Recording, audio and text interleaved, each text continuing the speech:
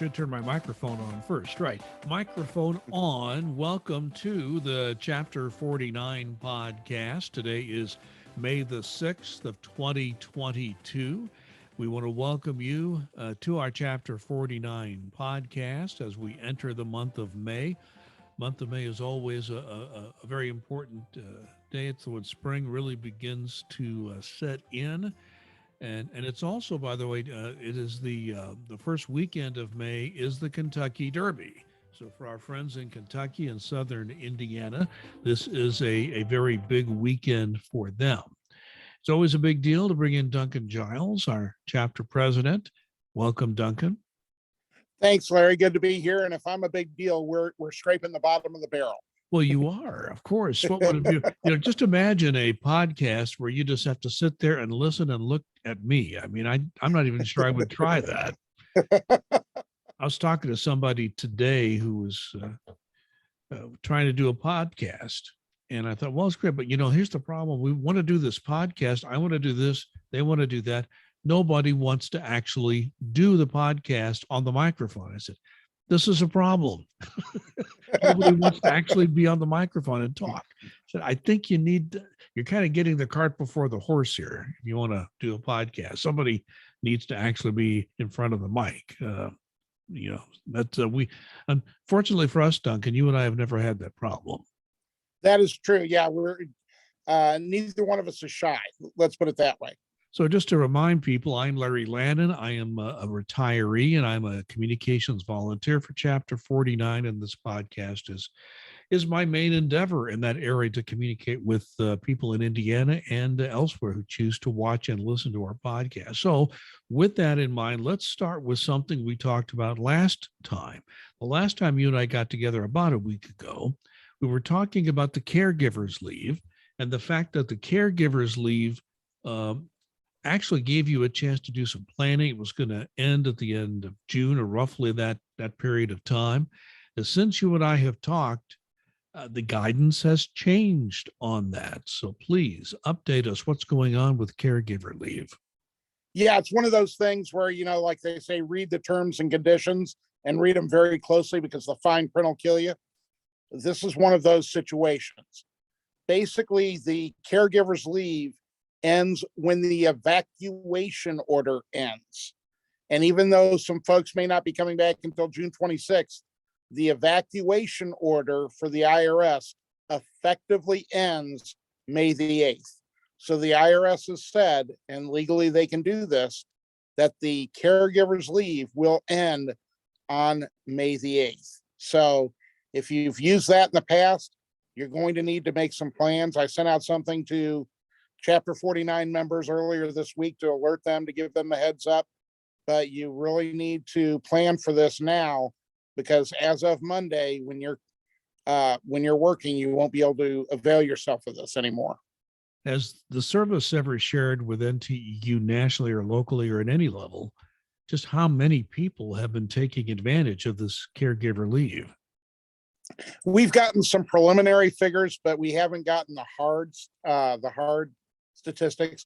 But this has been a very successful program and something we think that has done a great deal with retention for employees during this pandemic. So we don't know exactly how much it is, but it's been quite a bit. So there is at least a danger that we could lose some employees over that. Is that what you're hearing? It's one of those things that right now we're scrambling to keep everyone that we can. And I think every business is doing that at this point because, the unemployment numbers are still very, very low. You train people to keep them. And with the loss of the caregiver leave, this is going to create a hardship for a lot of folks out there. And they may be looking for alternatives. We just don't know. We hope it doesn't happen. And I can tell you that, nobody from NTU, either locally or nationally, is very happy about the May 8th date, but legally IRS can and is doing it. It's interesting, Duncan. You mentioned the fact that the so many people who are leaving the job they have, and of course, IRS is experiencing that just like other employers are. But I still remember this, Duncan. I think back a while back, several months ago, when the people had that additional unemployment benefit, that extra benefit, and certain elected officials kept saying, all you have to do is take away that extra benefit people were getting, and they'll flock back to their jobs. Well, guess what? They haven't. Sometimes you think you know and you don't know. And I think we have to consider just what impact this will have. Will this cause people to leave the IRS? I certainly hope that is not the case, but as you have said, we'll find out. And this was the IRS decision, which they have the authority to do under the law, and we'll see what the impact will be. Yeah, the one thing that I very much regret on the IRS's behalf is the fact that they did not advertise that it specifically would end on this date. They've not done it to date. They felt that needs to be no more notice given. And I'm sorry, sometimes you have to lay out the bad news. I don't like being the messenger on this one, but people need to know. And if they're sitting there, I don't want anybody to have to come into their manager on Monday or text their manager and say, I'm going to be taking caregivers leave. Oh, nope, sorry, that's not available. Well, nobody told me because the IRS didn't want to advertise it. Sorry, it should be done. They should have talked about this quite a while ago when they were talking about the different phases and ready to come back. Okay, Duncan, let's talk about something else now. This has to do with areas of the country, or maybe just areas of the IRS where people work, where you have a below successful performance appraisal. There's been some talk about whether or not people with that situation can continue to telework all the way through June 25th, 27th, whatever the official date would be for that person. What are you hearing? This is kind of unusual. What are you hearing about this? Yeah, this is kind of fascinating to me. And again, we're keeping in mind that the official end of the evacuation order is May the 8th. That's the end of the evacuation order. Now, what they've said is people are going to be allowed to full telework, i.e. work from your home and not have to report to the office until that June 26th date. Well, basically it has been, okay, we're going to follow the contract for those that have not gotten a fully successful appraisal. You're not going to be able to telework because according to the rules, you can't. The same as if you have over if you have over 41 hours in any 1 year and you've gotten disciplined for AWOL, or if you've, downloaded or, pornographic material or gambling, on your government computer, things of that nature, which if you've done that, I have no idea why you still have a job, but that's neither here nor there. But the important thing is that they're saying that people who are minimally successful, there are certain areas of the IRS and certain pockets of it. I don't know how widespread it is. I don't know if this is the IRS policy, but they're saying that folks who do not have a fully successful appraisal can continue to telework until that June 26th date. They do not have to come in on that Monday date. Okay, well, that's something to watch. That is something you had not anticipated as we move forward on this. There's so much going on with telework, and you've mentioned this before. We want to mention it again and kind of expand on it, that as we reach the end of the evacuation order, we have to once again emphasize the importance of having that approved telework agreement. If you don't have it, you're going to start reporting back to the office next week. So this is right now. This is impacting people as we record this in the afternoon of May the 6th, and just a few days after this. Yeah, if you don't have an approved telework, a frequent or reoccurring telework agreement, you're going to be expected to show up on Monday, May the 8th. Many people have gotten an ad hoc telework when we went on the evacuation order, but those folks, if you've not put in a new one, and there's been plenty of information out there, we've spoken about it on this podcast, that you need to have gotten one in yesterday. The IRS has 20 days to approve those. So even if you put one in today, if you're watching this on Friday, May the 6th, and decide to put one in, it could be 20 days before it gets approved. And during those 20 days, you could be called into the office every single day. Now, we hope that wouldn't happen, and we hope folks have put them in. But if you've had a frequent or reoccurring telework agreement prior to the evacuation order, you're fine. If you've gotten one in since then that's been approved, you should be fine. I'm talking about the people who are on an ad hoc telework agreement that have not put in anything for frequent or reoccurring that are eligible to.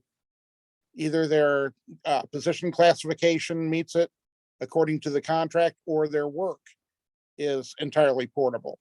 So you want to get that done yesterday if you do desire to telework. And I do want to go back to the point we were talking about just a moment ago, where folks who are minimally successful.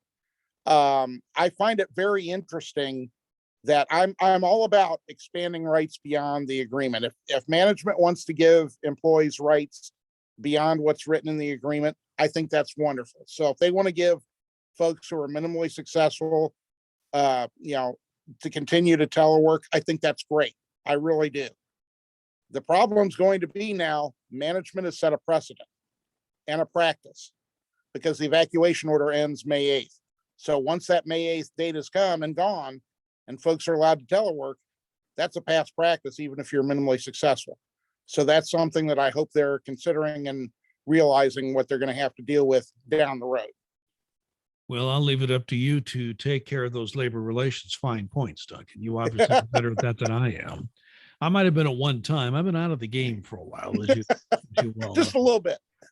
By the way, I do want to just make a technical point here. Sometimes we don't know why, but sometimes on Duncan's end, there is a signal problem. And if you're listening to this, just audio only, just listening to it, you won't notice anything. But if you're watching the video, you'll notice that Duncan's, speech is that we're watching him speak and listening to what he says are not always syncing up. It's not all the time. It just kind of comes and goes. It's nothing we can control. It's just I still think, Duncan, there must be some sort of mass, intelligence service operation to try to mess up our podcast, don't you? Yeah, it's either that or somebody wants me to have an homage to Hong Kong movies of the early 70s. Well, I'll tell you something. I could say it's one of several conspiracy theories, but I won't even mention any that could be behind this. But no, it's just something we deal with occasionally. Sometimes it's just the weather. It's stormy out today, so maybe that did it. Who knows? But so anyway, if you see a little mismatch on Duncan's video, that's why it happened. It's just a matter of this connection isn't always as perfect as we would like it to be.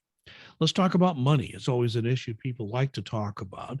There's already discussion of what kind of federal employee raise federal workers are going to be given next year.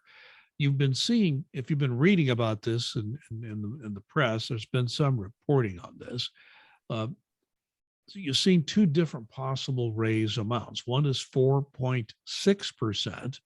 The other is 5.1%. Of course, we would prefer the higher one if we can possibly have that. We've seen both of those figures bandied about now in the media. Tell us where these two raise figures are coming from, Duncan. Absolutely. Yeah, the 4.6 has come from the administration. That's what they're proposing for federal employees for 2023.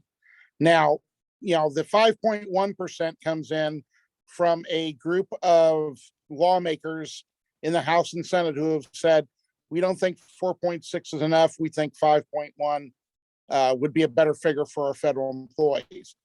Now, they do realize, as do I, goes the rest of the year less than the rate of inflation.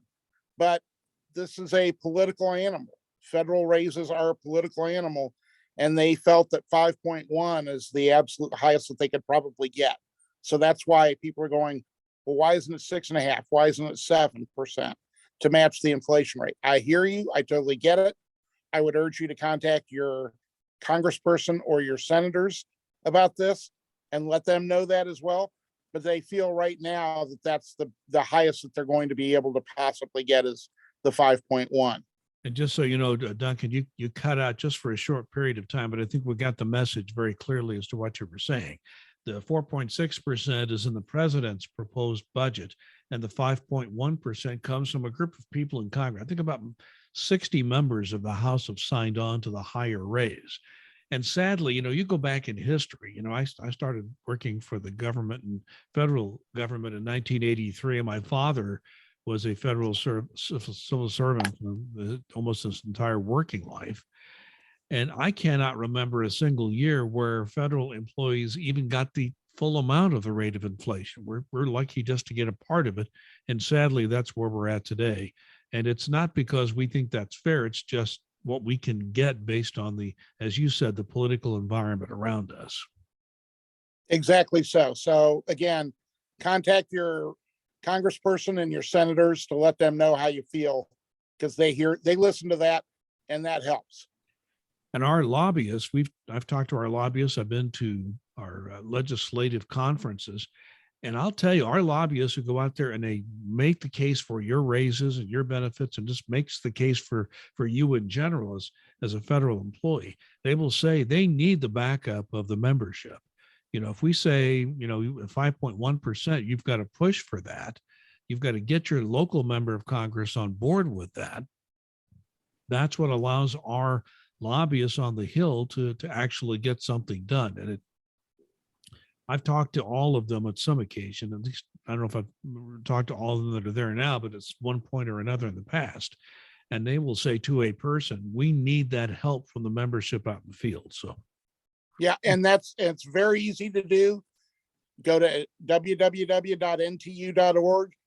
and the legislative area on your own time and on a non-government computer. And those letters are pre-done for you. All you have to do is fill in a little bit of information, and you don't have to change anything if you don't wish. Click it and send it. It takes less than a minute. And as I mentioned earlier, Duncan, we are in the first week of May. We're recording this on May 6th. You may listen to it or watch it later than that. But the first week in May has traditionally been Public Service Recognition Week. And this is a week where those working in the public service sector at any level of government, federal or anywhere else, there's some recognition given. And it's good that this has actually been around, I think, since the mid 1980s, if I remember correctly. It's just good that there are some people recognizing those who are working in the public sector and working hard to do the public's work every day. Yeah, and I want to personally thank each and every federal employee that's watching this for the job that you do. It's incredibly tough work. You do it very, very well in difficult circumstances, a lot of times with outdated equipment, systems that are darn near as old as I am, and that's old. And you just keep persevering and forwarding on. So I just want to say, on behalf of myself, my fellow chapter leaders, and National NTU, who to a person can't tell you how much they appreciate the work that federal employees do. Thank you, thank you, thank you. You are appreciated. Just so you know, if you were using systems as old as I am, it'd be paper and pencil only. Well, you might have a UNIVAC computer that probably takes up an entire floor of an office building that you could probably, which had less power than your cell phone has right now. That's how far we've come. I think there's probably still that system in 1111, somewhere in the basement. Oh, gosh. As in case you don't know, 1111, he's talking about 1111 Constitution Avenue, which is the IRS national headquarters in Washington, D.C., which is just around the corner from the Treasury building. I mean, the Treasury building is a magnificent building. In fact, you ever go to Washington, D.C., the Treasury building is right next to the White House. The White House is dwarfed by the Treasury building, which is this huge, magnificent building. And I remember going with Gail Groves when she was going, when she and I both went to the legislative conference. We took a nighttime tour. We're walking down Pennsylvania Avenue, and she goes, "Okay, that's the White House, this little building over here." I said, "Yes, and that's the Treasury building over there. Right around the corner is the IRS headquarters at 1111 Constitution Avenue." So when he talks about 1111, that's the IRS national headquarters in an ornate but very old building along that stretch of government offices. Duncan, I want to just every now and then it's kind of nice to say "I told you so," but it's you'd rather not have been able to say that, because we just got some information from a recent TIGTA report. For those who don't know, TIGTA stands for Treasury Inspector General for Tax Administration, and TIGTA, the organization, issued a report recently. IRS has 5,500 submission processing jobs open. They're trying to fill them. Duncan talked about how, okay, you can have all these job fairs or whatever you want. How are you going to hire people at these wage levels? First of all, just at these wage levels. Secondly, for a job that is seasonal, it will only be for a certain period of time.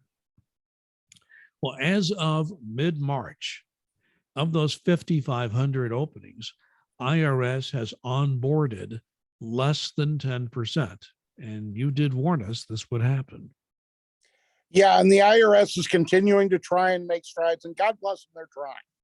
I do know that those numbers have gone up since then because they've had some job fairs in service center campus areas, but it's still not even coming close to those 5,500 numbers, not even close. And it's a product of the system, even with a $15 an hour minimum, which the president has set. You can get more than that at many fast food places to start. So because, we do have great benefits, we do have, a great leave system, but until your wages are competitive, and that's what a lot of people are looking at, it's not going to do much good, unfortunately. And we're seeing that, especially when you're trying to hire seasonal employees. So we certainly wish the management well, but they've got a steep hill to climb on this, and they still have a huge paper inventory.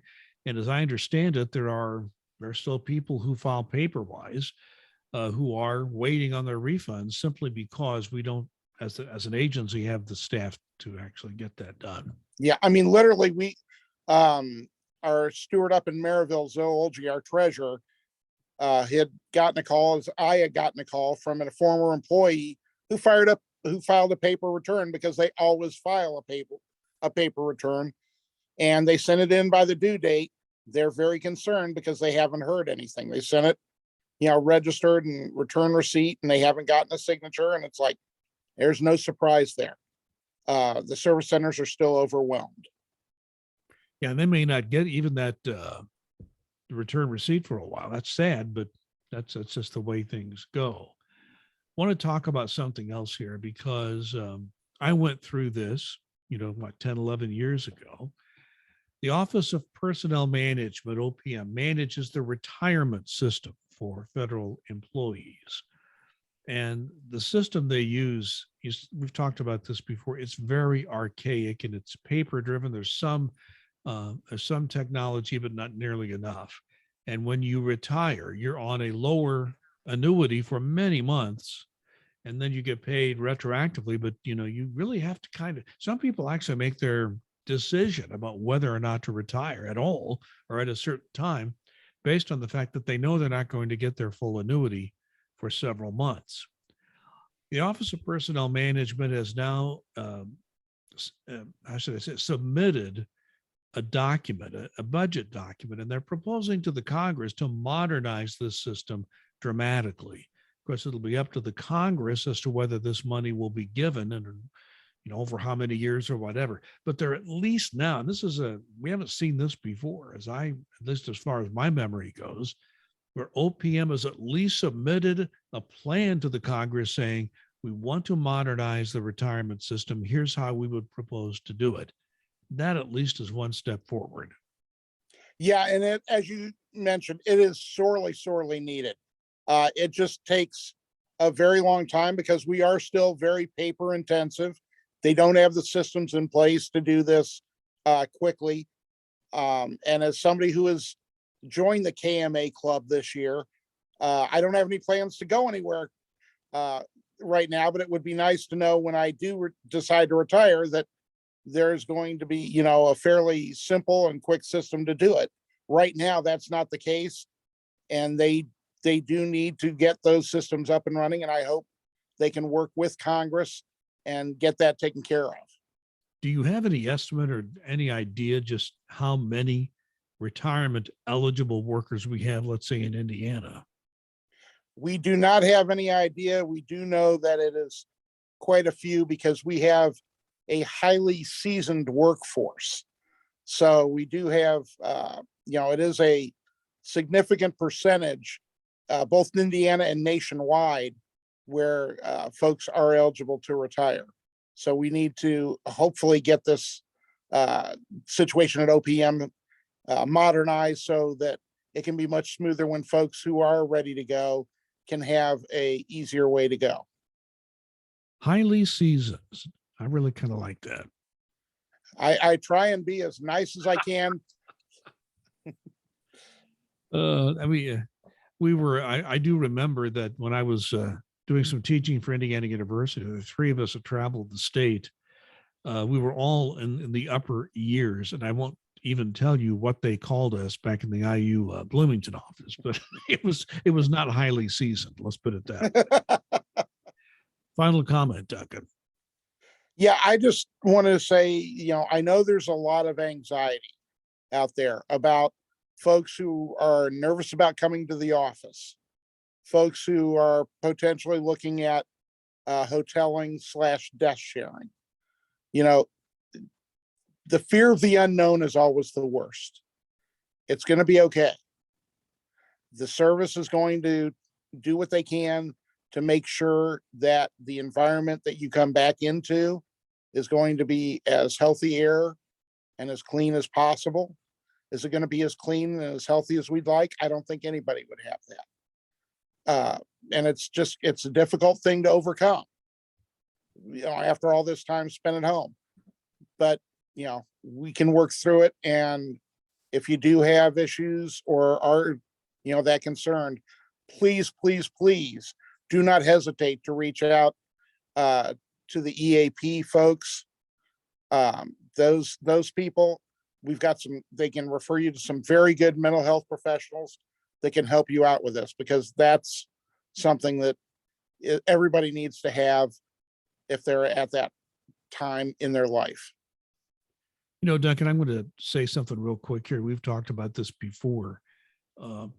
As I've mentioned on this podcast occasion, I do produce several podcasts, and one of them is a local podcast in where I live in Fishers, Indiana. And there's a lady living in Fishers who grew up in Russia, spent time in Ukraine. And when the war between Ukraine and Russia broke out, Russia invading Ukraine, essentially, she and her husband, who's from Fort Wayne, Indiana, volunteered to go to Poland and help these refugees. And she told a story that is just amazing. I just want to make this point. Poland, the people of Poland do not get enough credit for what they have done. The number of Ukrainian refugees that have come from Ukraine into the nation of Poland, in the millions. And Poland is not a large country, that they've absorbed all these people with no complaint. In fact, she tells the story, her name is Julia. She tells the story of how people in Poland work their regular day, and at night they go and volunteer. Or if they work at night during the day, they go and volunteer to help these people. They give money, they give what they have. And maybe it's just history where Poland has been the victim often in history of this sort of thing. But the Polish people did this. The government does what they can, but they can't do much. And they were doing all this before they got any international help. They still haven't received help from the United States in humanitarian aid. The Congress is still looking at that. That's been proposed by the president. Nobody's acted on it yet. So not even knowing whether they would have this help, this small country, these people pulled together and they've helped these refugees. Sometimes they've stayed in Poland. Sometimes they've resettled them in places like Greece or other other parts of Europe. But I just want to say, I am so impressed with what I have heard, the stories I've heard about Poland, the Polish people, and how they have just opened their hearts and worked hard to try to support these Ukrainian refugees. It's a story that warms your heart and makes you feel good about humanity. That's my final comment. And I couldn't agree more. And as always, our thoughts and prayers go out to the folks in the Ukraine that are suffering through this and are thankful for nations like Poland for doing what they're doing. Well, Duncan, if all goes well, and we certainly hope that it was, although the fact is you and I are now getting into that area. Actually, I have been for a while. You're getting into that area being seasoned. So we hope that we'll be back next week. I certainly expect that we will. And I do want to thank everybody for watching and listening. We have a very loyal group of people that I could just look at by looking at the statistics of where people are listening and watching, that we have a loyal group of people that follow this podcast each week. Hey, that's the only reason Duncan and I do this, is because you're out there. So again, if you want to get links, contact Duncan. He'll send them to you each week. In the meantime, we want you all to please be safe and be kind.